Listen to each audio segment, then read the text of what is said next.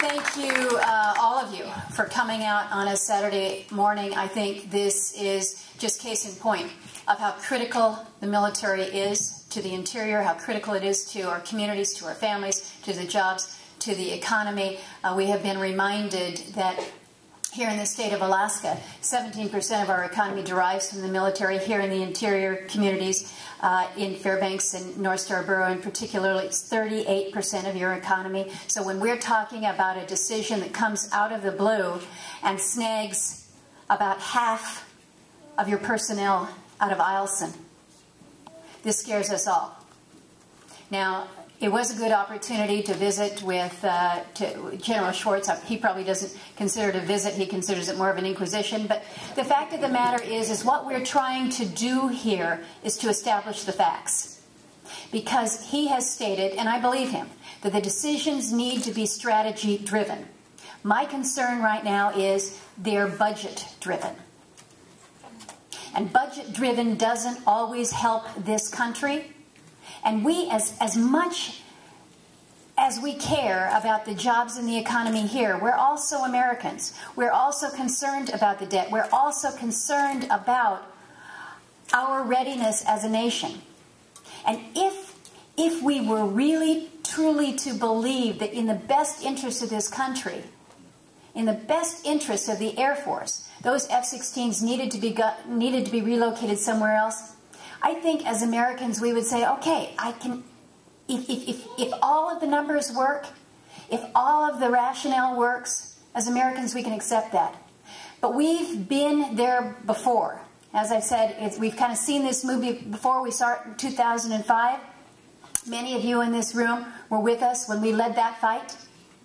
And they came to Eielson and they looked at it and they said, this is an expensive place to operate. It just costs a lot of money here. Let's pull the A-10s and the F-16s. And then, when they did the review, they found out that, well, maybe our numbers weren't what we need them to be. So what we're doing as a delegation, and Don's not here today, but he is absolutely right there with us on this. What we're doing on a delegation is we are pushing our military on this to show us the numbers, show us your math, show us that this really works. Because it didn't work before. And 2005 wasn't too many years ago, so tell me what's really changed here. So we're going to be pushing on this. Mark has mentioned, again, the strategic realignment here with the President's global repositioning with our military. It is a focus on the Asia-Pacific. That's a plus for us. It is a focus on readiness, quick readiness. Well, what is it that Eielson does best? They're the trainers. They've got the red flag exercises that everybody, not only in this country, wants to come and be part of, but other countries as well. So 2 of the 4 critical components that the General has talked about, we're front and center. So we've got a good argument to make. We've got a good case to make. And the community of Fairbanks and the surrounding communities here in the interior rallied in 2005 to make that case. We're going to make that effort again. I'm going to stop because there are more questions than we're going to have time here for today. But I want to thank you for your commitment to working with us on this issue. This is key to us as a state. And I will stop here in one moment. But I'm going to ask you all, this is not just about Fairbanks. This is not just about the interior. This is not about Eielson's future. This is about the military's role in the state of Alaska. And we've got to be thinking about this as Alaskans. I don't think it's going to benefit us as a state if we get into a tug-of-war with Anchorage over this. It's not good for us. This is about Alaska's military future. So let's be working together as Alaskans. Okay, now the mayor of the North Star Borough, who's going to work to make sure that we've got all the right people lined up, gets the mic. Thank you very much. Let's thank the senators here for their time. No, I think you ought to stand up here. So what I wanted to do, I wanted to stand in front and center here. So as as we just heard, that it's a statewide issue, and there's the state of Alaska is working on it, the legislature's working on it. We have representatives here who I'm sure have questions and want to also comment on what is going on at the state level, but don't also know that at the local level, it is still Fairbanks and it is still our community, and so numbers fly all around, and we'll make sure that the right numbers are there, because that's what we need to do. We need to make sure that when people talk about what's fact, and we want to make sure that our facts match theirs or theirs match ours. So with that, so I understand that we have some microphones here, but if anybody here in the front row, I'd like to ensure, and I think there's some other elected officials back in that did not want to sit here in front, but if you want to step up from the front row or take the microphone right from where you are. Oh, all right. That's right. This is a little technique in group management. The holders of the mics will hold the mics. You will not get to grab that mic. And of course, the first is a politician. So please. All right. Diane Hutchison, presiding officer of the Fairbanks North Star Borough. I was at the meeting this morning, and I just would like the senators to just talk about the timeline that the general kind of espoused to us, so that we know how much time we have to get ready for whatever changes are coming, if there are going to be changes. Thank you. Well, you were the one that asked the question on the benefit of the families, and I think that was exceptionally important. What the general has outlined is that if this proposal goes forward as currently planned, that the assets, the aircraft, would move in summer of next year, of 2013. We would see the personnel then move shortly thereafter towards the end of 2013. But when you're talking about the families and the impact on the community, and knowing that you've got to get your kids in school, you've got to get a place to live down there, this is a very, very, very short time frame. And one other piece was there's another component to the base. How it will operate, and the way they would operate is some less hours, more active. That would happen around 2015. The other piece is, as we mentioned already, the survey, even prior to all that, would happen in about 30 days from now. Folks from Pentagon and others would get on the ground here to start analyzing the data, which, honestly, without that, I think Senator Murkowski and I would agree that they shouldn't make a decision. So that's going to be our point of opportunity to influence and have conversation with them. And I think it's important to remember that when we're talking about who's moving, if this proposal goes forward, there's 3,100 active and civilian personnel currently there. 1,500 active and civilian then would remain. So it's about half, as I mentioned, of the folks that are currently there at Eielson. Now, he has repeated that the 168th, the refueling wing, is not touched. But this is significant in terms of personnel and their families that we would see shift south to Anchorage.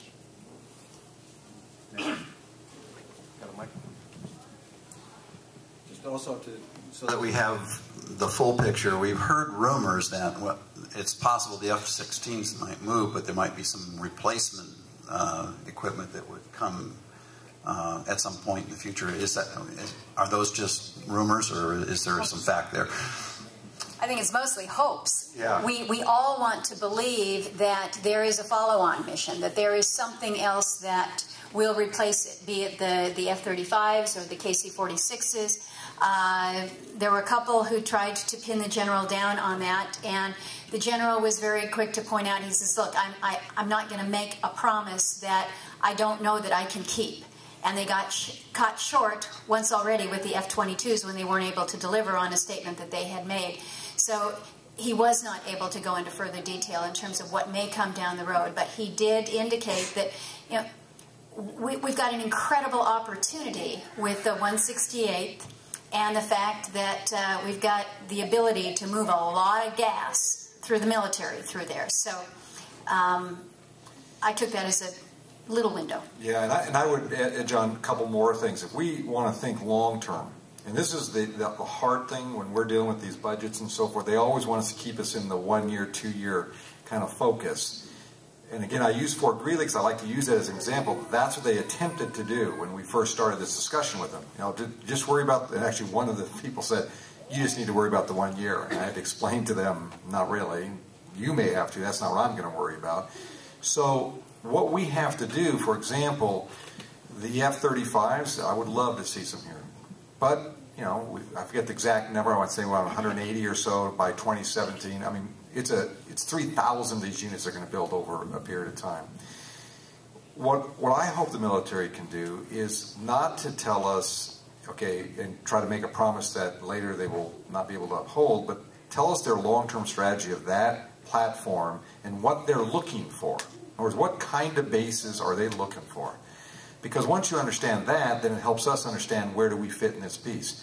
The other one, which we talked about a little while ago, was unmanned aircraft. The military has bought more unmanned aircraft in the last 3 years than manned aircraft. Unmanned aircraft is the future.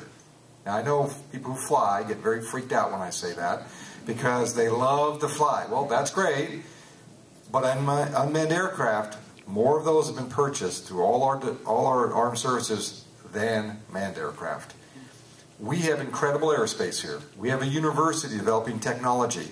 This is where we have to create this partnership between the state, and I look at some of the state legislature, you need to put a ton of money into that technology. Why? Because the last year's defense authorization bill, the committee that I sit on, we didn't define what sites. We said we want you to pick 6 sites in this country where you will utilize and test unmanned aircraft. We also put that in the FAA bill. Because why? Because you got to have airspace.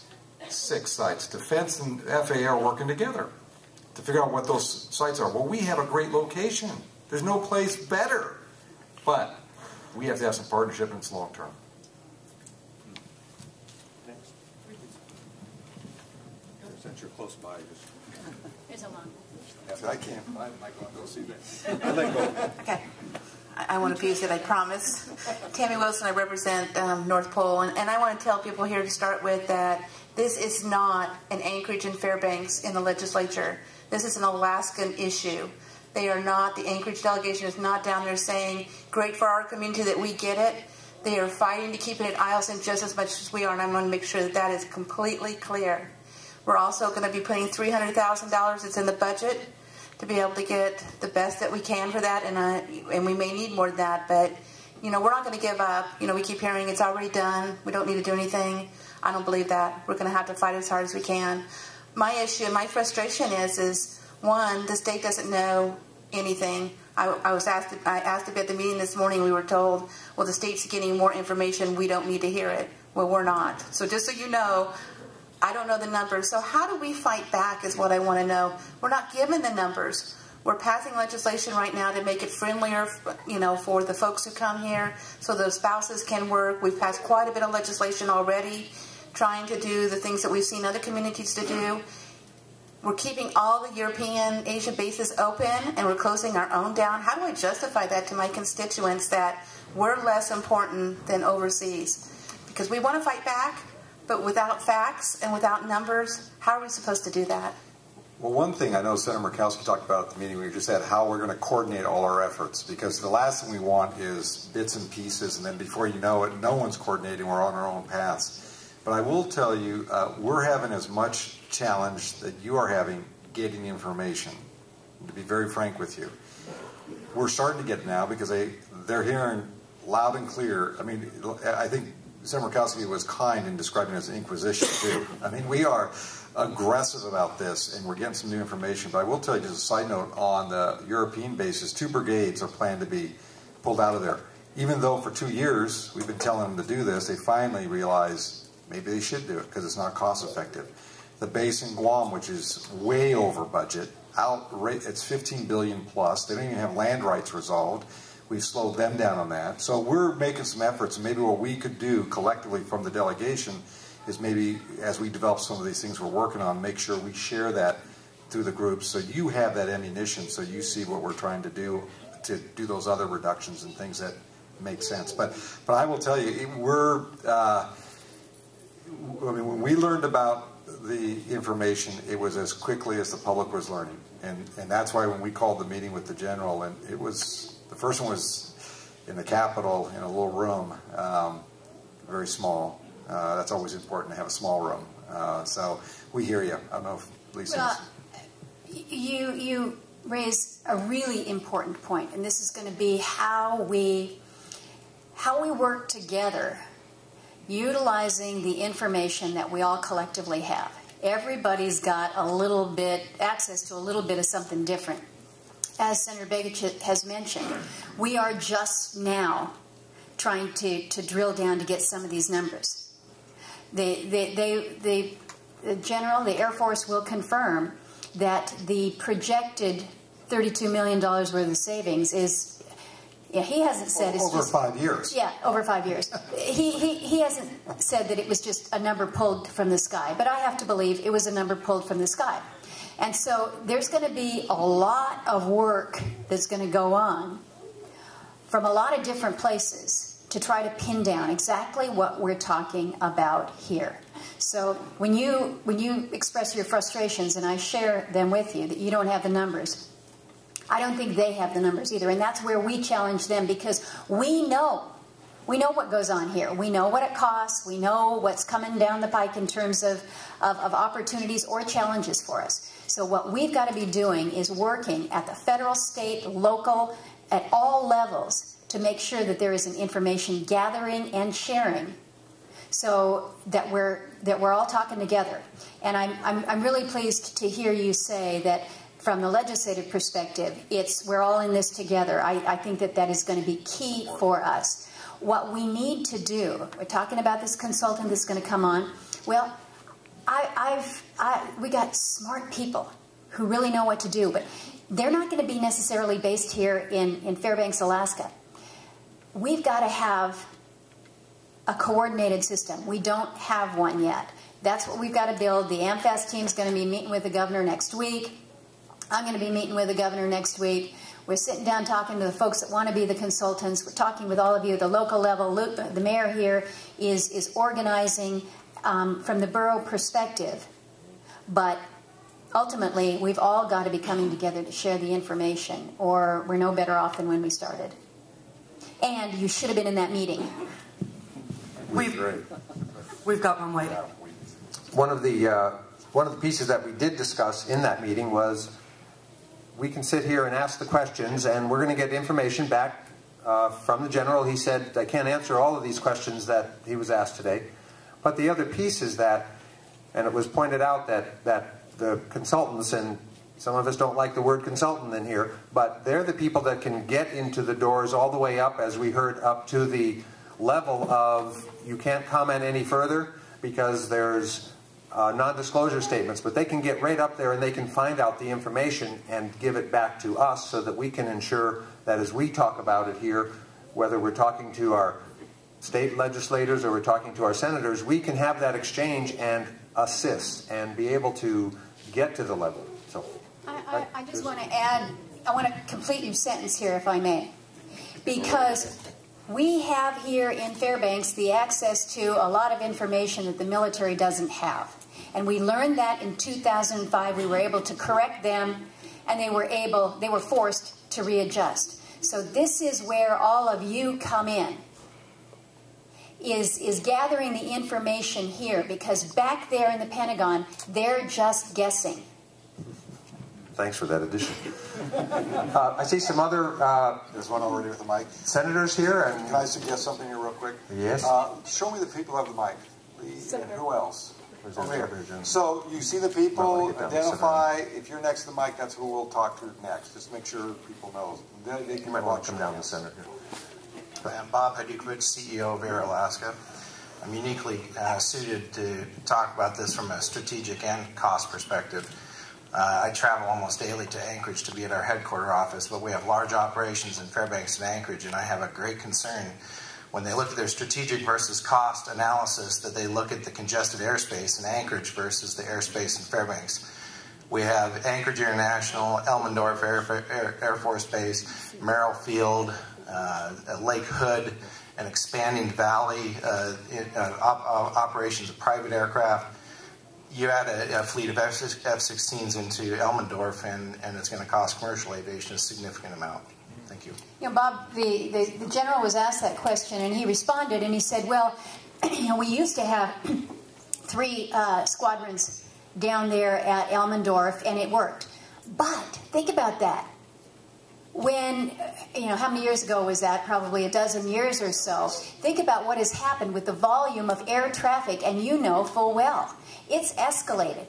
So just because they were able to accommodate it a dozen years ago does not mean that they will be able to accommodate it now. And this is why it's so critical that they do this site survey.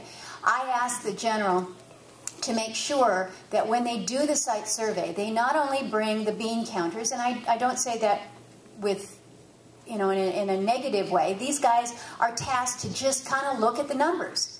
But what they also need are some of the general officers who understand the strategic advantage, some of the challenges that happen when you bring in additional assets into limited airspace, for instance, and how that factors in from a cost perspective as well. Because the strategic benefits are oftentimes less tangible and you're less able to factor them into your accounting. And one other piece on that, I just want to add, when those folks come up, your conversation as they do this is going to be critical, because here's what they'll do. They'll do an economic analysis of how much impact it has to the economy, but this is a secondary impact. You know, in Anchorage with almost 700 flights a week on wide cargo moving in and out of there and growing, that is a whole different ballgame than it was a dozen plus years ago. And I think Senator Murkowski's point is the folks in the Pentagon are the folks in the Pentagon. Sometimes I always say they're the Pentagon, then there's a Defense Department. And they're two different things at times. And in this case, what happened 12, 15 years ago is so much different with international cargo planes moving in and out of there now. And that is all time sensitive. But that will not be calculated in unless we make them calculate that in. In other words, they'll say, well, that's not military impact. Well, it does. If they say they can't move as many more ships coming through the air that we want, or when China last got their last permits, half of them came to Anchorage, which is what we like because that means more volume in business. But if they can't do that in the future, that's economic opportunity we lose because of the change. So when this happens, I mean, I'm guessing you're going to be like front and center helping make that point. This gentleman was. Just a point on the economics. I mean, ultimately we're talking about $500,000 a month over 5 years is the claimed savings. And they haven't unpacked for you exactly how that's going to be worked out. So I'm a little troubled by the fact that the decision was made and announced before their analysts had arrived on site. We are too, just so you know that. So have they given you any sort of guarantee of transparency as they go forward, as they're chugging on these numbers? Because I'm just turning over things in my head, like with regard to the red flag exercises. You know, what's that dog and pony show going to cost to move everybody back up here to do those exercises? How much is that going to offset the $500,000 a month they claim they're saving? And realistically, there's enough businesses and services in this town. I would have to think that if there's a way to save this base $500,000 a month, we're probably going to be able to provide that. But, you know, at the end of the day, if we can't see these numbers as they're being calculated, we're going to have a real problem because we're going to be punching in shadows. So have you guys pressed them for... Well, I think it's important to recognize, too, what the general admitted this morning in saying that this cost savings that they believe they could achieve doesn't factor in what it may cost to spend to upgrade Elmendorf to accommodate, whether it's additional housing or the additional infrastructure there. So it's like, well, okay, so maybe the cost savings over 10 years, instead of $160 million, would be $150. I mean, again, they are pulling the numbers out of the air because they don't have them. You've asked for transparency. We've asked for transparency. Absolutely. But the fact of the matter is, it has not been a transparent process up to this point in time. This is why when the site survey crew comes, we need you in the Interior to be fully engaged. I am counting on all of you to make sure that you're kind of like poking over their shoulder and saying, well, did you look at this? Did you look at this? It's not open. The Army has a little different process, which in a lot of ways we're asking the question now that the Air Force should do the same, and that is with the Army recognized they got to downsize, I think it's 80,000 or so troops over a period of time. But they've said they're going to take 6 years to do it. They're going to start with data first, look at locations, look at needs. For example, right now they already know first 10,000 are more than likely wounded warriors. They know that. That's just part of it. But they're doing an analysis before they go out, which seems, and engagement with the public. We think the Air Force should do the same thing. So we're on the same page on this transparency. We are not going to, and we're going to use, I can tell you from our committee roles that we have, I mean, the military folks come in front of armed services quite a bit. They will come in front of appropriations, defense authorization quite a bit. These are our moments to really, besides our private meetings we have with them and others, to just continually pound them, say, we haven't gotten this, we haven't gotten this, Fairbanks called us, they haven't gotten this, the legislature's called us, they haven't gotten this, where is it? When they get those exposure moments, it's very uncomfortable for them. And usually you start seeing some response, so we hear you. Before we go to the next question, there's a piece of information that I think this community needs to be aware of. The President's budget was just rolled out. Military construction dollars are critical to this community. The MilCon budget is down so noticeably. Last year it was about $1.6 billion Air Force side. This nationwide, not here. Yeah, wouldn't that be nice? But now nationwide Air Force budget for this next fiscal year is $440 million for the entire Air Force. I mean, your jaws are dropping. Yeah. And he mentioned to us that further within that 440, there's 160 some odd, I think it was 160 million that goes to OFIT. So you've got 300 million nationwide for your MilCon. So when we look at the projects that come to the Alaska installations, this is a very scary indicator of where this administration is placing Alaska on the priority list. Now, as Senator Begich mentions, we've got these hearings coming up. I'm going to have some pretty probing questions about, well, what does this really, what do you think it really means? We're going to have to change some minds there.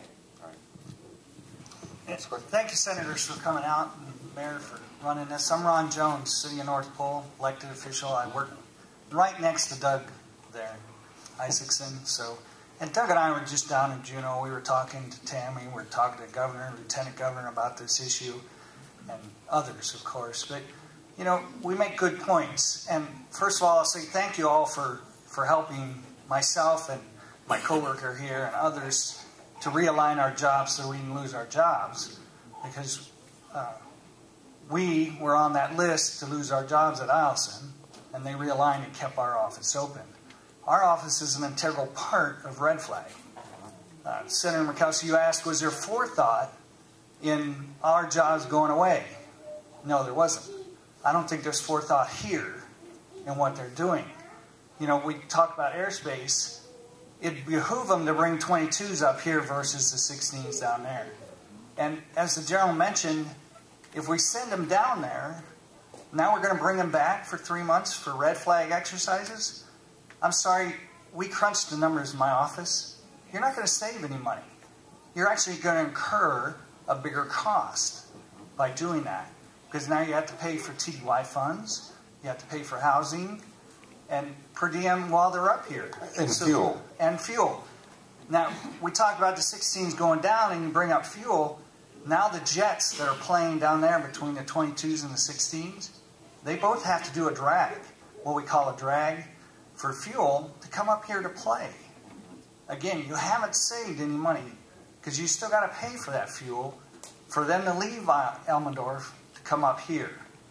All right? So the forethought that they need, that I hope you all will express to the generals, is you're not saving money by adding money to a different pot.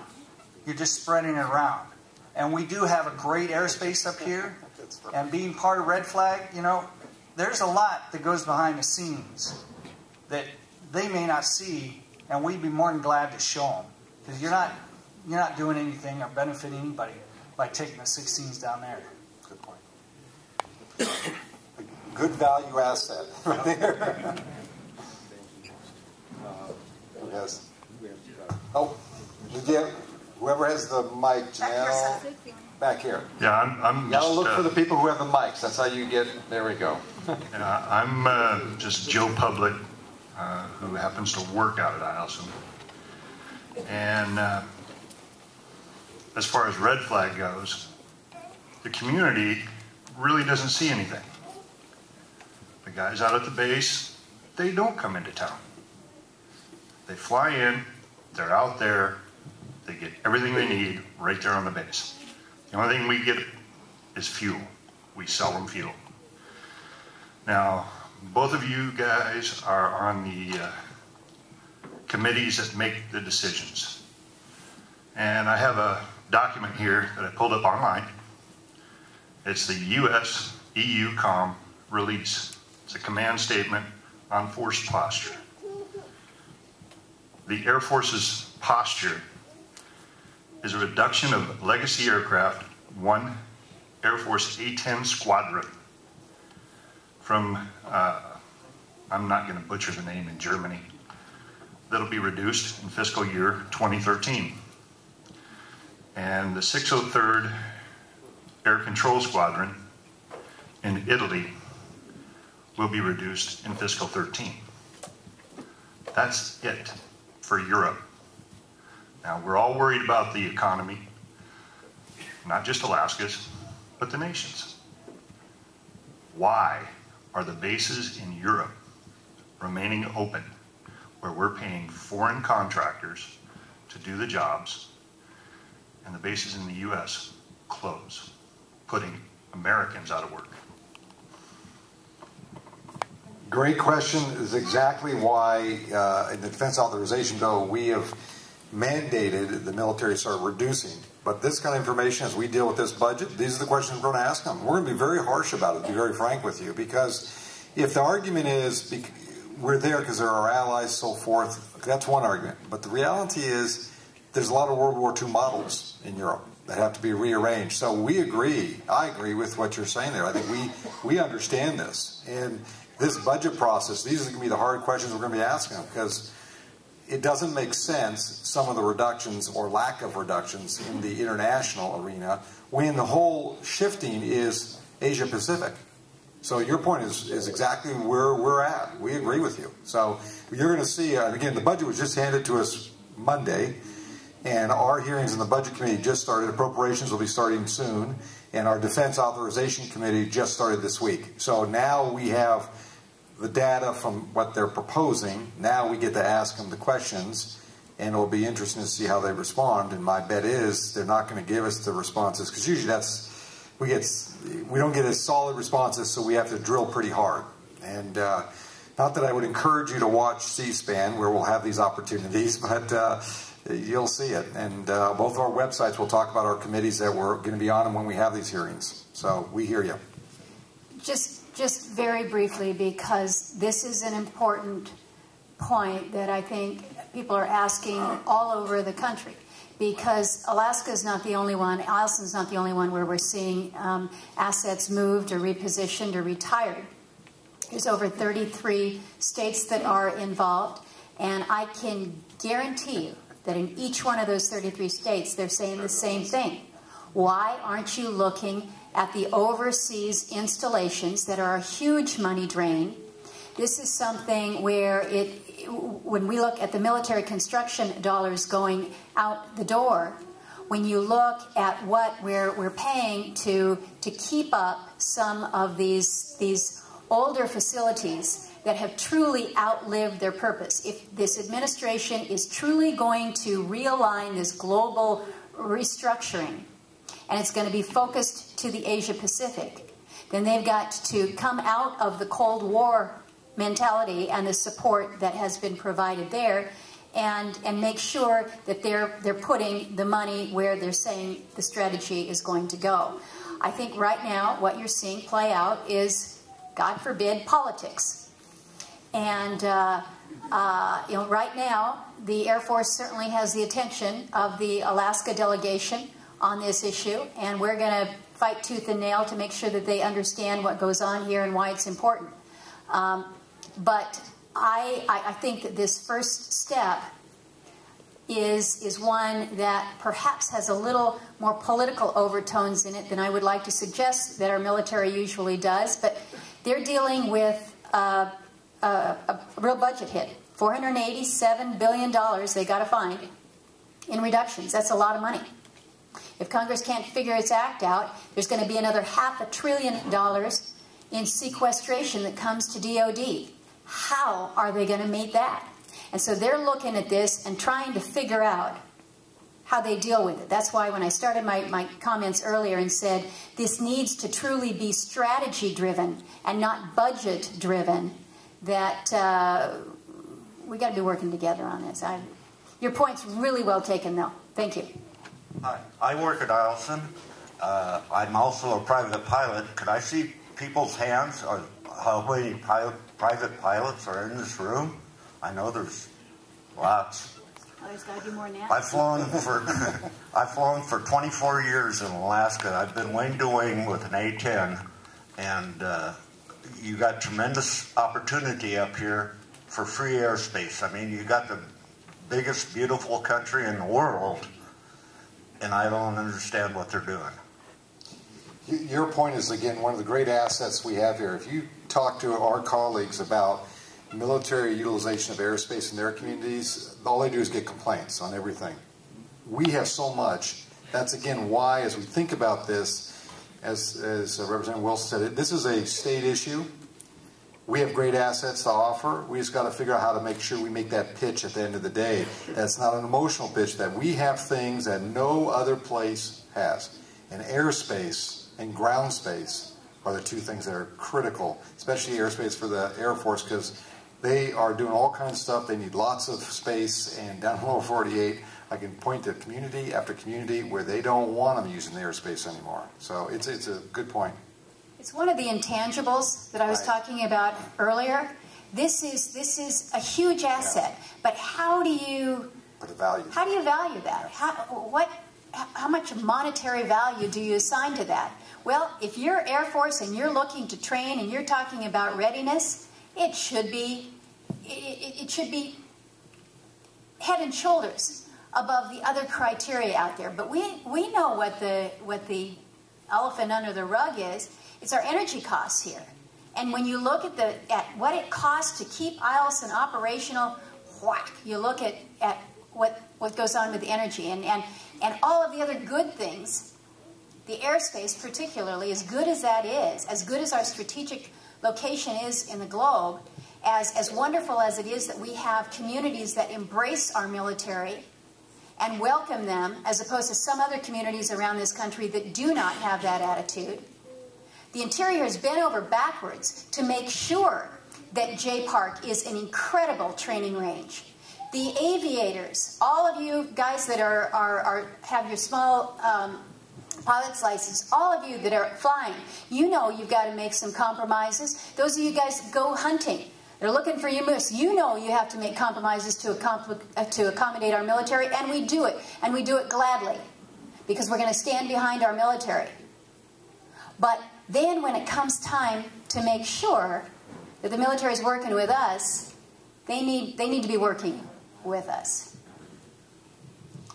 I think we need to look. Don't let Bernie hold that mic. Yeah, he's not allowed I don't need the mic. to. You're not allowed to. Okay, so here's the deal.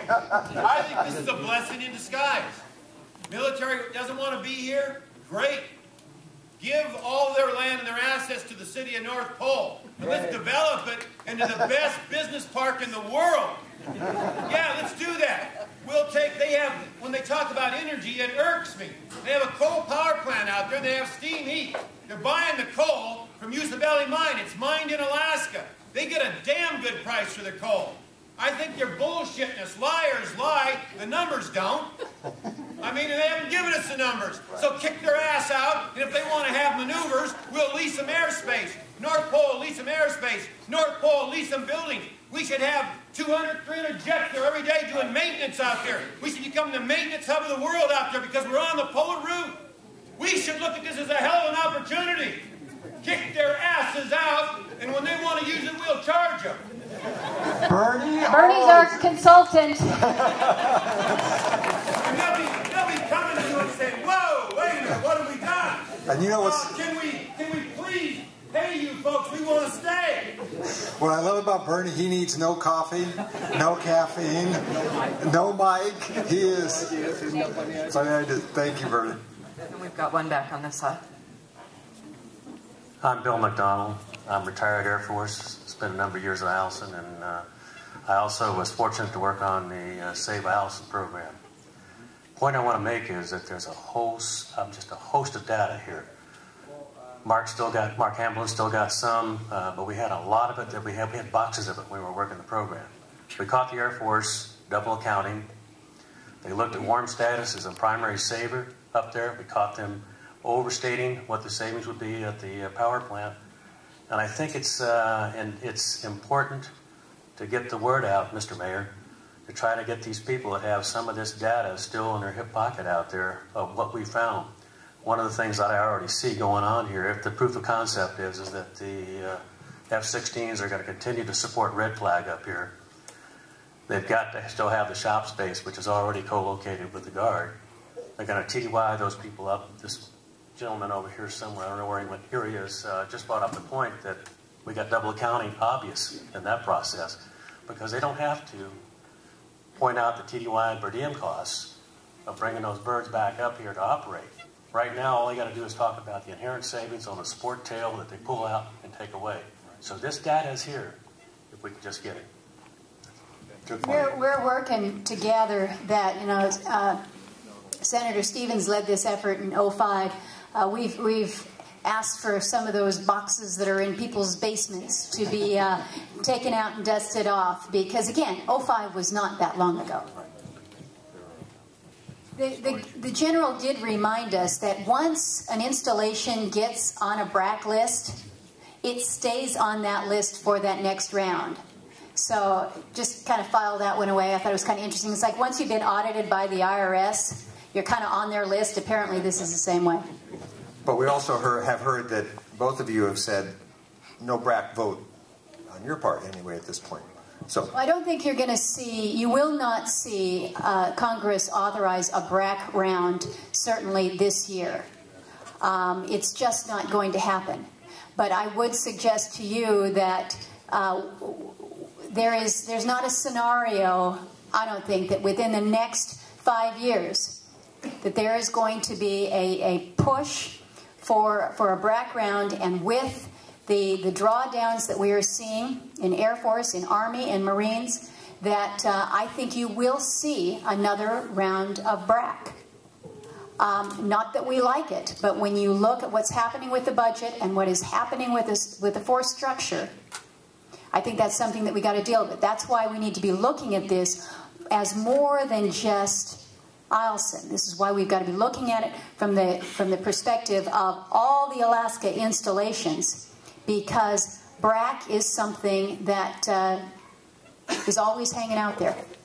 So after the next question, I'd like to insert the Commissioner of Labor here, who has been raising his hand quite avidly, but I guess he doesn't want to get up and walk to the back. So I certainly want to give him an opportunity. Please. I want to go up.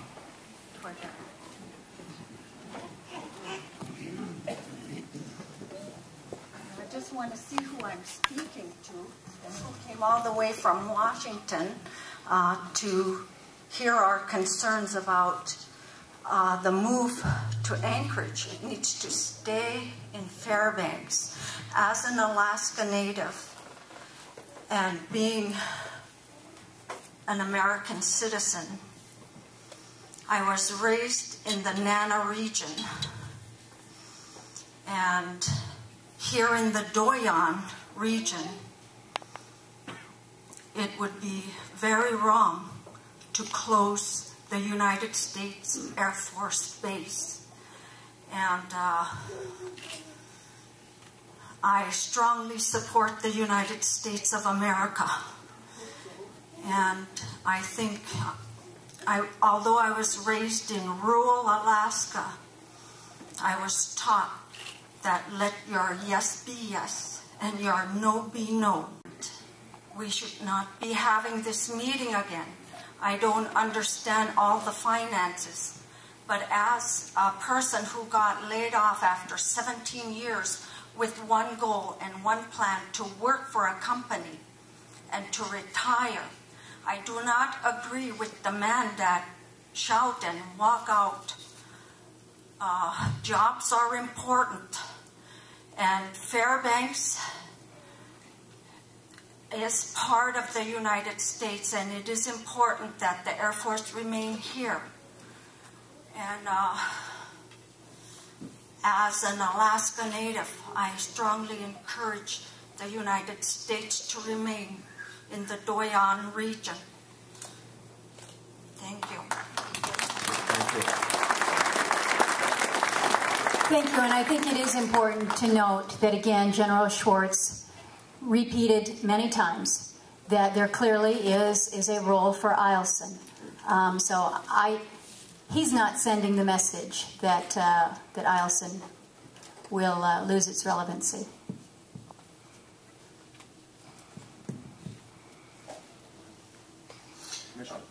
Good morning. Just because he's the commissioner, you do not have to give that mic up. Well, my name's Click Bishop. Yeah, I'm going to talk as a private citizen first, then I'm going to talk as Commissioner of Labor to dovetail in with the lady from the Nana Region's comments, because that's equally as important, if not the ultimate goal, is to keep the working people here employed in Alaska. Is there going to be a portal? Who's going to coordinate the portal for information? Because as you, Senator, said eloquently, this room's full of resident experts. And where can we get that strategic information? Because Bobby hit on some of it, on airspace, safety, other good points in the room. I've got 8 points. I'm not going to take up the time to talk about them, but I want to get that information and for us to make sure that it's in the record. And I would like to know, and I'm sure you guys are all over it, how's the process weighted at the end of the day? And I'm glad to hear you say that it's going to be strategically driven. With that said, as Commissioner of Labor, I have a rapid response team that facilitates the needs of people that have been displaced in this type of a situation. I'm not going to take it, nor should anybody in the room take this, that we're losing any jobs, because we're not. But as a worst case scenario, I do have to plan for that, and I would like that information as soon as possible, as it progresses in time. Well, I'll let the mayor here address the issue of the portal here, because I think that that's an important question. You have asked, how is this going to be weighted? And I wish that I could look you square in the eye and say it will be absolutely strategy driven. It won't be budget driven. There won't be levels of politics in it. But I would not be honest with you if that were the case. I think we have to assume that there is a very heavy competition amongst all out there, all the communities that are going to be impacted. And everyone is looking to make sure that everyone in their community still has a job, that their economies are not threatened. And so there will be political influence that weighs in. And I would be wrong if I suggested otherwise. Yeah, and I would say that how, at least in my 3 years so far, the point on strategic is the high value. Because, again, I use missile defense and clear. We won strategically. We won also politically by first making sure language was inserted so they wouldn't close their eyes to it. And so we at least kept the door open so when the moment came, we could make the strategic argument, which at the end of the day, the chairman of that committee, Carl Levin, who does not like missile defense in Alaska, let me just make that very clear, ended up supporting it because it was strategic value that got him. But I think it's exactly what Senator Murkowski said. We're going to make our case on strategy and the importance from it, then the budgetary, and then a little politics. We're going to have to push and shove and do what we need to do. So, Click, for your question about a portal and what's going on. 3 mayors sitting right here, the City of Fairbanks, City of North Pole, and myself. We're putting together what I would call a tiger team. We have experts in the community. We have people that know about the aspects of what's important in our community. We have the boxes that we're dusting off. And I think and we have one of the mainstays is the Military Affairs Committee of the Chamber of Commerce. And I say Steve Lundgren, he's the chair of that. He's not going anywhere. He's going to be with us. So we're going to put together that team as fast as we can. The aspects of what happens in terms of how we coordinate with AmFast, that's a new organization that wasn't here in 2005.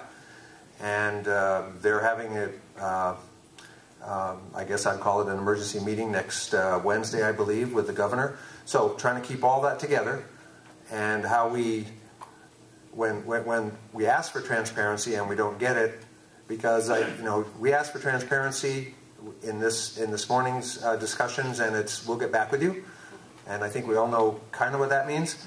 So we'll see if that's how we will push our envelope again with our congressional delegation that's here. So we have time for probably 2 more questions, I believe. Can I see Senator Coghill, Senator Thomas, of course Representative Wilson here, or Representative Guttenberg back there, and I think it's going to be important, just as the mayors here have their tiger team that on the legislative front, and I know you've got several different committees. You've got the Joint Armed Services Committee, you've got the Military Veterans Affairs Committee, but it's going to be how all of us are talking to one another. And you use the term portal. There's got to be that collection point there. So this is good discussion now, but there's going to have to be a heck of a lot more after this. And we had that exact portal when we talked about the energy crisis and how we can get energy efficiency here quickly, because that was one of the shortest term pieces, and some people, those who were able to take advantage of that, are actually saving. So that's that same portal idea and the right name. So thank you, Commissioner. Hi, Wes Madden, owner of Madden Real Estate, Army veteran, pilot. I guess when I'm hearing this talk, I guess I'm missing, I think everyone in here kind of has the same feeling that this doesn't make strategic or budgetary sense, at least from the 30,000 foot level, looking down. But I'd like to comment on the true collateral damage here, which would be the military families. We're talking about 1,500 families leaving from a market that had just shy of 900 single-family home sales. That's Fairbanks and North Pole, all in 2011. Obviously, the law of supply and demand is irrefutable. It would have the large majority of those 1,500 folks, there was not base housing available at Eielson, so they purchased homes on the market. And Senator Begich, you and I talked about this. There is not a plan, or that I've heard, to help these families with selling their homes, other than going through the traditional short sale process with mortgage lenders. And I think we all know that we can't get that right, or at least the lenders are extremely inefficient with that. And like I said, the collateral damage, is, I'm throwing things here. The collateral damage are these military families. And so I guess a two-pronged question. One, are we taking this into account? What are the demographics of the people that are leaving? Do they own homes? Because this is going to devastate our market and devastate these folks that give so much to our country financially. And I think it goes without saying that that needs to be measured and that needs to be taken into consideration. And oh, by the way, do we have the housing available at J-Bear to actually accommodate these families when they go down there? Because now you're ruining them financially here. Now you're taking them and sending them down there. And if you can't provide them housing, what are we doing for our servicemen and women? Very well articulated, and it's not just what you're doing to the military families that may take a loss on their home here and then have to go into an perhaps an overheated market in Anchorage and pay more than the value of their home. So you get dinged twice. But then when you have this quick of an exodus out of the housing market, it impacts all of you. Impacts all of you. It doesn't make any difference if you're a military family or not, whether you had to sell. It's going to have an impact. And again, this is one of those intangibles that we talk about, that how is that accounted for? Right now, I think if we were to have General Schwartz standing right here, I think his answer would be, I don't know. I'll get back with you. Well, you know, as a community, I don't think that that's a response that we can accept or that we would be willing to accept. It's wrong for our military families. It's wrong for the local economy. So you've touched on something that, again, it doesn't calculate well in the math out there, but it must be part of the calculus. And that's, again, this whole survey. You know, we have to make sure it's just not, it saves $32 million moving them out of Eielson. There's all these other pieces that fit into this equation, and we collectively have to make sure that pressure point is on, because at the end of the day, we have to measure this not just from the strategic, the budget, but these other pieces. And when we do that, I think we make a damn good case why they should stay here. Because the other piece of this, and you're right, you know, when you already have military families having to do a short sale, go into, as Lisa Murkowski described it, and she's right, an overheated market. And then if they don't buy in Anchorage, they go to Wasilla. Then they have to drive into town to get the base. So when you add all that in, you're putting now additional stress on families, military families, which, if you ask any military folks in the Pentagon, it's not the soldier only, it's the family. And if that isn't working in a volunteer force, the odds are you have less participating. So that is the point we have to drive home. If you want great soldiers, that means you have to have stable and successful families with them. So your point is a solid one. And the Homeowners Assistance Program does exist to help with BRAC. So if BRAC does come, it helps them. But it seems like they're moving them out to set us up for BRAC, and so that they don't have to use that money to help those families. So it just doesn't feel right to me. This is, you pointed out, this is not a BRAC, so they don't have to do some of that support. Now, the General has urged us to consider, or to view this as, we need to decouple this from BRAC. It's hard. It's darn hard. I think we got our point home very, very well last time, that you can't have a warm base in a cold climate. And it's something that we're going to keep repeating here. Your point's really spot on. So one more question. Thank you. My name is Carm Singh. I live in North Pole, Alaska. My wife works out in Eielson, and we have plenty of friends out in Eielson. I'm not going to talk about the economic effects because it's obvious, but the strategic effect of putting all of our Air Force eggs in one basket down in Anchorage, exposed to the ocean, where a cruise missile could take it out from a submarine 20, 25 miles out into sea. What this lady mentioned to me, the volcanoes going off, shutting down the air base. This is a strategic problem. We have a good interior Air Force Base that will be able to defend this country, make our enemies think twice before just taking out Anchorage. When Anchorage can be shut down with just a couple of cruise missiles or a volcano. Thank you. What a great point. Yeah, it is a great point. You know, when you think about it, I think we probably all, maybe, I don't know, maybe I've been sent away from Ted Stevens International because stuff was going on. Weather, wind, volcanoes. And so where do they divert to? Right here. Fairbanks. Let me, if I can, just kind of say some quick, it's a great point to end on. You kind of summarize not only the economics, even though you said you weren't going to talk about it, it is all mixed in your end comments there. So first, thank you all for doing this. Thank you, Mayor, for willing to host us. To be out on a Saturday, first off, I saw a young girl here, I'm guessing 8 or 9 years old, and I said, these kids over here, I mean, they're out on a Saturday. That's pretty big for them to be out here in a meeting, but for all you to be here, we really appreciate it. This is important for us to get this, but also hopefully as the 3 mayors do their work here, creating this opportunity of a portal, working with the legislature and us, we can attack this issue from multifaceted, not only, again, strategically, the budgetary, and then these intangibles that Senator Murkowski mentions, that these are pieces to this whole puzzle. And we have a lot of work ahead of us. And as mentioned, over 35, 33 other states are facing this exact same thing. So we have to win on our facts and our data and be able to show that we have an asset not only that's important today, but in the future. And I think we have some incredible things. When I see the university and the work they're doing here on unmanned aircraft, that is an incredible future for us here. The J Park, which is the largest airspace in this country for the military. Again, incredible future. But we have some work to do as we move down that path. We have this first battle in front of us.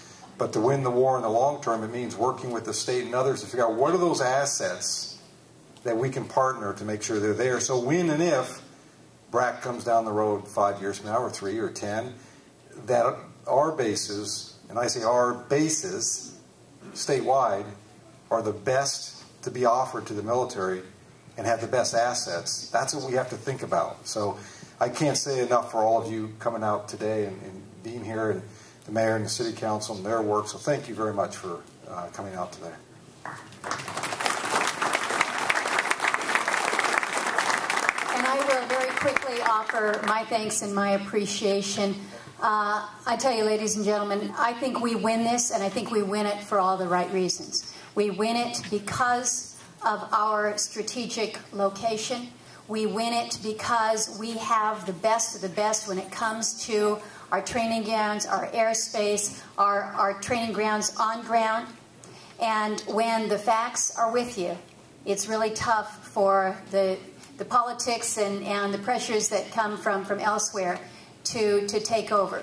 But in addition to the strategic advantage that we have a people that are committed to their community and committed to supporting their military like nowhere else in the country. And I think that's what gives the interior the advantage and the edge that we're going to need. I think we're going to be fine, but it's going to take some work. Thank you for working with us.